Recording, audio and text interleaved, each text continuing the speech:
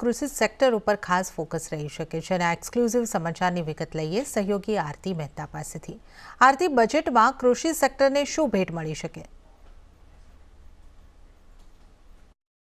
જી, ખાસ કરીને બજેટ પહેલાં આજે નાણામંત્રી તરફથી જે આર્થિક સર્વે રજૂ કરવામાં આવ્યો છે તેના પર કૃષિ ક્ષેત્ર પર ખાસ કરીને સરકારે જોર આપ્યું છે।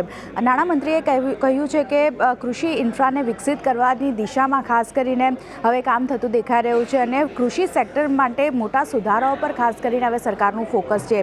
નવી સરકારે ખેડૂતોના હિસ્સામાં અત્યાર સુધી લગભગ 26 નિર્ણયો જે છે, મોટા નિર્ણયો અત્યાર સુધીમાં લીધા છે અને જેની અનુમાનિત કિંમત જોઈએ તો 6 લાખ કરોડની આપણને રહેતી દેખાઈ રહી છે। એટલે સ્પેન્ડિંગ જે છે ઇન્ફ્રા, ખાસ કરીને કૃષિ ઇન્ફ્રા માટે, તેમાં આપણને થતું દેખાયું છે। ડિજિટલ એગ્રીકલ્ચર મિશન પર હવે ખાસ ફોકસ જે છે તે સરકાર અહીંયાથી કરતી જોવા મળી શકે છે।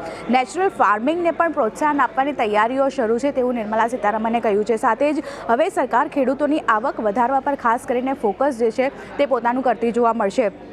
સાથે જ કૃષિ ક્ષેત્રમાં છેલ્લા 5 વર્ષમાં લગભગ 5% ગ્રોથ નોંધાયો છે। એટલે સરકારે અત્યાર સુધી સારું કામ કર્યું છે, પણ આગળ હવે આ ગ્રોથને વધારવા માટે ફોકસ જે છે તે ત્યાંથી સરકાર કરતી દેખાઈ રહી છે અને કૃષિ અને તેનાથી જોડાયેલ સેક્ટર પર ખાસ આ ધ્યાન આપવામાં આવશે બજેટમાં, તેવું પણ તેમના તરફથી એક નિવેદન આવતું દેખાયું છે। તો ખાસ એક ફોકસ જે છે તે આપણે જોયું છે કે આર્થિક સર્વેમાં પણ જે રીતે સરકારનું રહેતું દેખાયું છે કૃષિ ક્ષેત્ર પર, તો બજેટમાં પણ એક ખાસ ફોકસ આ સેક્ટર પર રહેતું જોવા મળી શકે છે।